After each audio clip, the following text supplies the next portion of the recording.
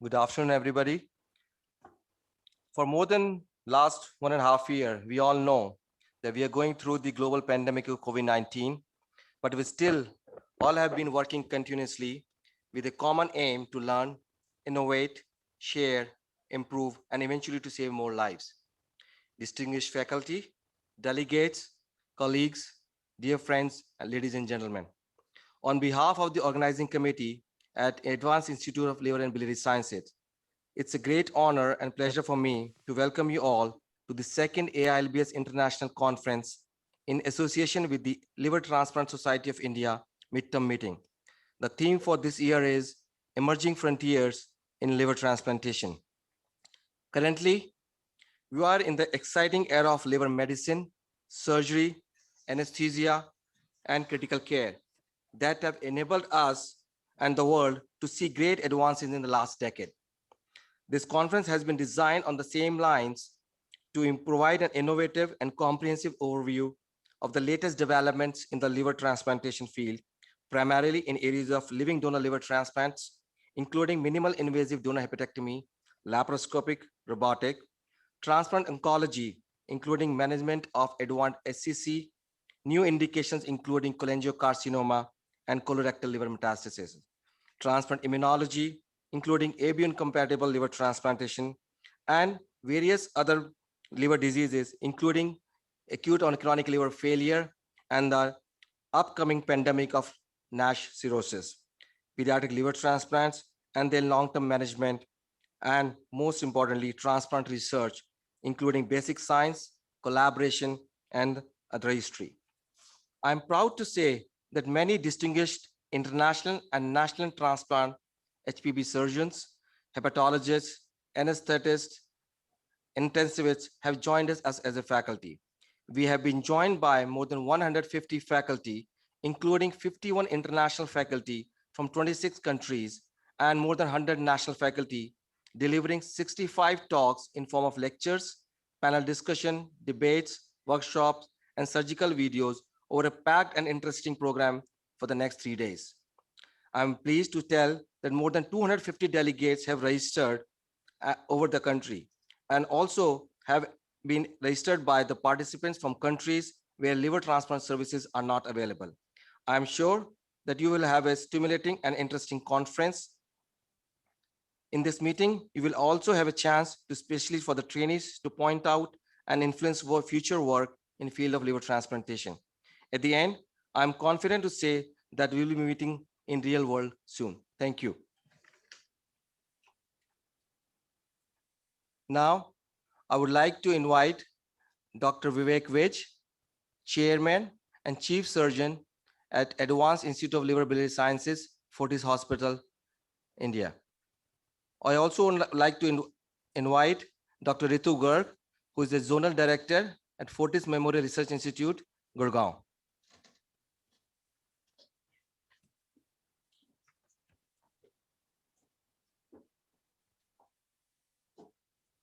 Can I ask Dr. Ritu Garg to come on the dais and say a few words? Thank you, Dr. Singhal. Thank you very much for giving this opportunity. It's an absolute pleasure to be here. And I welcome all the faculty and delegates around the world. It's indeed a very, very interesting phenomena to see that all of you, such eminent people in your respective fields and respective countries, have come together to deliberate and discuss and learn over next 3 days. I think last year has been quite challenging for everyone, most of all for all of you frontline workers.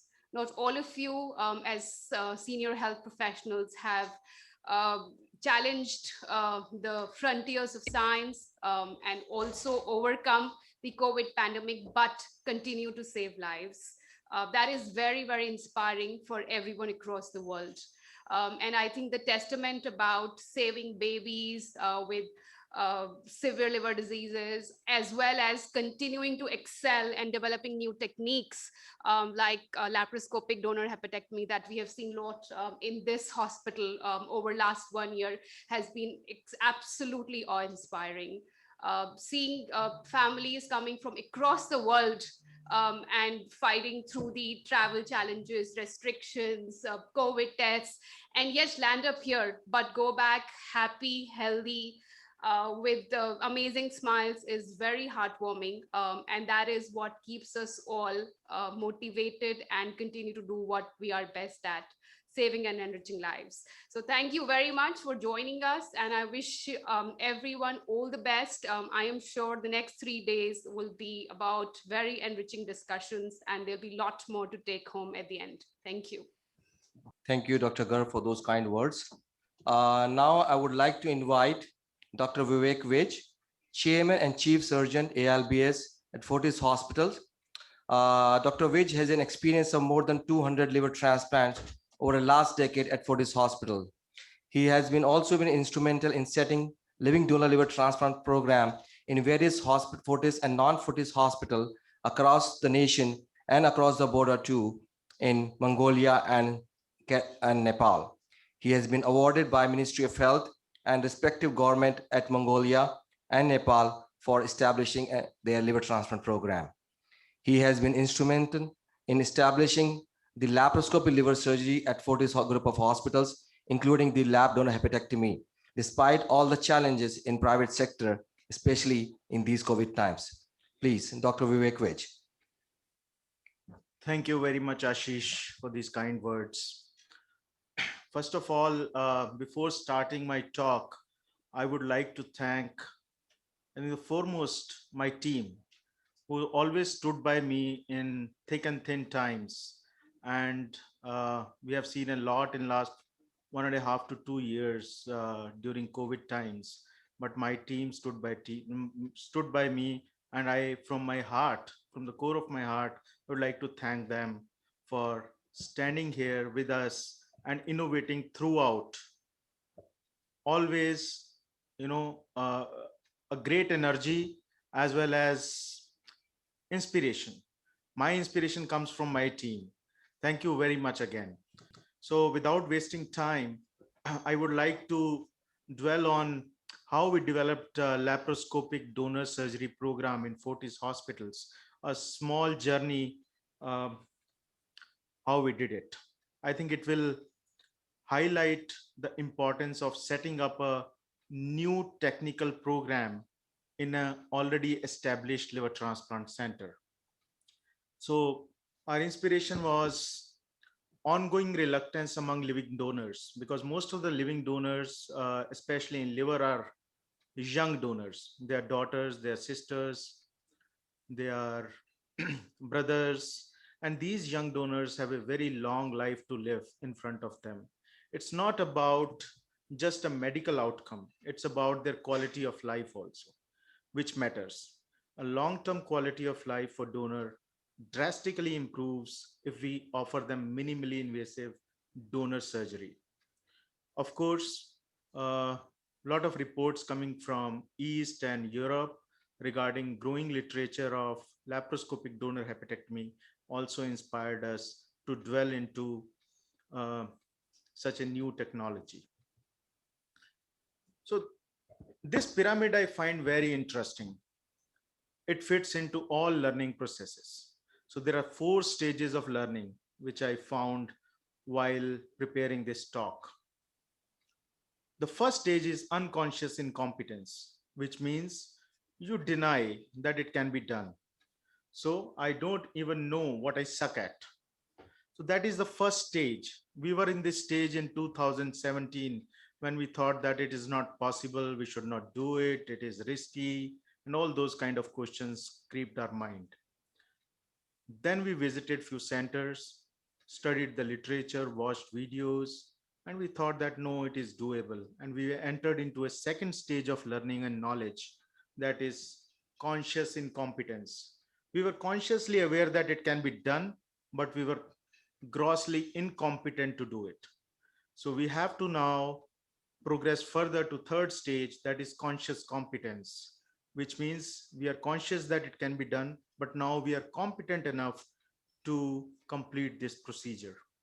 And the last stage, which is stage 4, is unconscious competence, which means we are doing surgery now at a spinal level.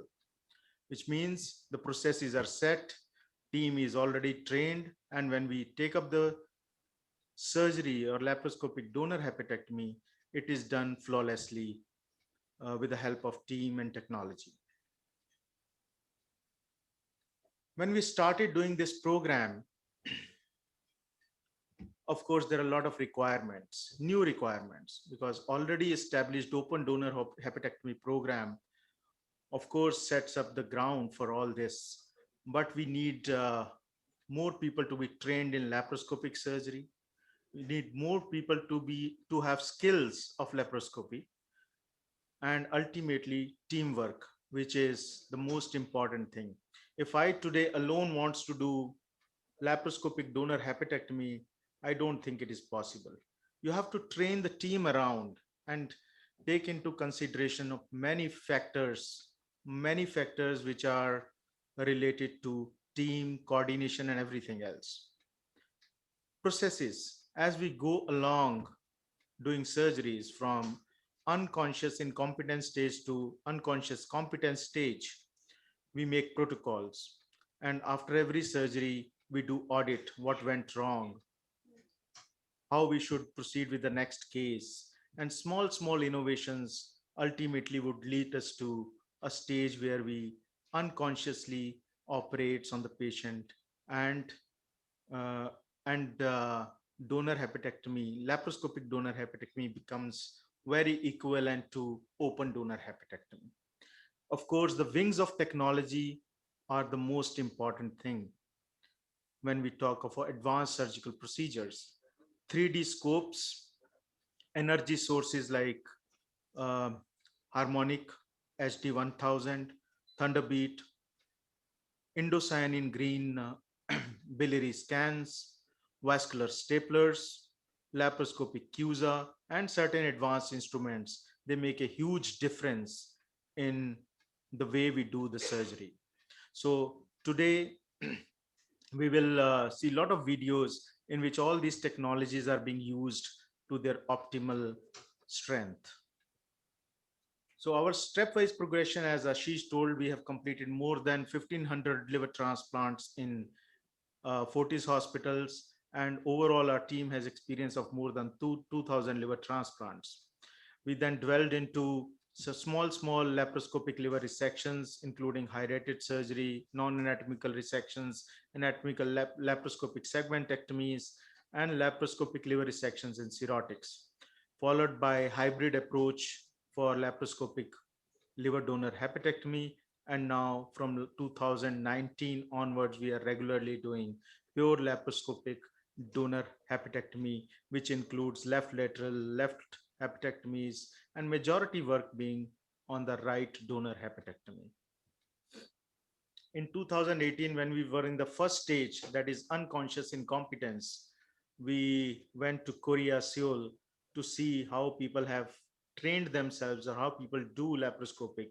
And I must acknowledge Seoul National University Professor Lee for allowing us to enter their operation theater and have a look at how they do the surgery. Of course, later on, we innovated and we made our own steps and own innovations, but the basic knowledge comes by sharing. I think that is the whole purpose of this conference too, so that we can share what we learned and over the time of last 2 to 3 years. So in 2018 to 19, we just did 2 laparoscopic donors when we returned from Korea. After that, we were struggling for equipments, instruments, and everything else. And at that time, our selection criteria were very strict. We faced a lot of hurdles, technical hurdles from patient position to port placement, almost every step. Every step we struggled that how to do it, which ports to use, which instruments to use, how to prevent complications. And we had a lot of fears in our mind. These were all prime time fears, like how we manage a big inferior hepatic vein, how we transect the liver without excessive blood loss, how we divide the duct without damaging the remnant donor duct, how we fire the right hepatic vein. If it misfires, then what will happen? and the graft retrieval along with warm ischemia time. And over and above that, donor outcomes along with the recipient outcomes. I think everybody talks about donor outcome. So today we will be talking about recipient outcomes too. So I would consider this as a procedure of equivalent strength to open donor hepatectomy if the recipient outcomes are also similar statistically as compared to open surgery. Technology, as I told you, laparoscopic CUSA, Thunderbeat, Ethicon, HD1000, then staplers, vascular staplers, 3D flexible head, and ICG technology. So sharing our experience of living donor liver transplants in Fortis hospitals, till now, we have completed around 75 pure laparoscopic donors. In 2019, we did around 14 donors, followed by in 2020, where we did surgeries only in first and last quarter as we had a self-imposed moratorium for about 6 months in between because of COVID-19. And in 2021, till now, we have done around 19 laparoscopic donors. So the total till now in Fortis Hospital, we have done around 75 pure laparoscopic donors, which includes, majority includes right lobe donor hepatectomy, and about 10% includes left lateral as well as left donor hepatectomies. So just to compare the quartile data, that in the last 2 quarters, we have done more laparoscopic donor hepatectomies than open donor hepatectomies. So when we compared our open versus laparoscopic donor outcomes, we found that although majority of factors were non-significant, but graft retrieval time was more. That was significant in favor of open donor hepatectomy. So we innovated on that, and later on we tried to match the warm ischemia time and graft out time in laparoscopic donor hepatectomy. We will see through the videos how we innovated these procedures. Total operative time was initially more than we, as the learning proceeded, the timing came down and we now match the open donor hepatectomy timing with the laparoscopic donor hepatectomy. Ambulation is much faster in laparoscopic donor hepatectomy postoperative, and biliary complications, although we had our share of biliary complications in laparoscopic donor hepatectomy, but they were not very significant as compared to open donor hepatectomy. So hospital stay was also significantly less as compared to open donor hepatectomy. When we compare recipient outcome, they were similar as far as patient survival was concerned.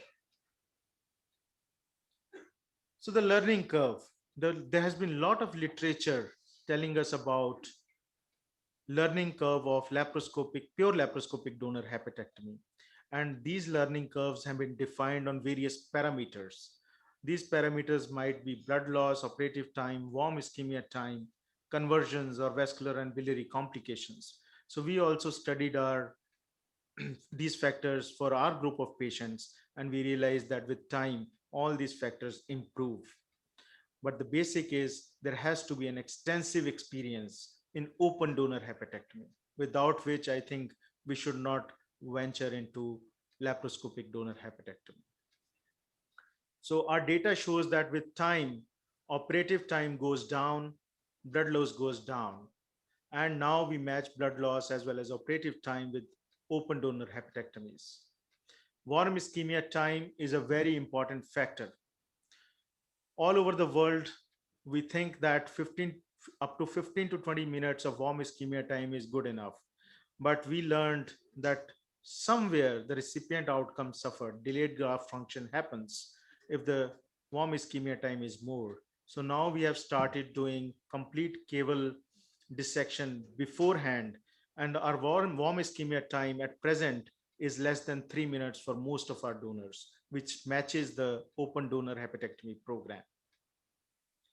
Conversions, as somebody said, conversion is not a failure. It can happen because of bleeding, bile duct division, and many other steps. We can have different reasons for conversion, bleeding being the most common reason for conversion. So in our series, 5.3% of the patients or donors got converted because of various reasons. The most important reason being bleeding from cava and inability to proceed due to difficult biliary anatomy in 2 cases. In initial experience, as I told you, that we had selection criteria, which were BMI less than 26, graft volume of less than 650, standard anatomy, no major IHVs, FLR of more than 35%. But then we learned that the learning becomes very slow if we start selecting the cases very strictly. So from that point onwards, we started accepting all the cases, all the donors without any contraindications or without any exclusion criteria. And from that time onwards, our learning has grown faster as compared to before. Technical modifications and improvisations, we will talk about these as we go through.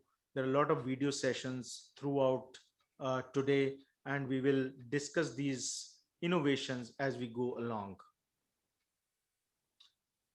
So I want to say that Delhi technique, we have to reach the same destination as of the donor hepatectomy, although path might be different. So these are some pictures of our pure laparoscopic donors who consented for pure laparoscopic donor hepatectomy, and they are quite happy, and they are really in praises for this kind of procedure.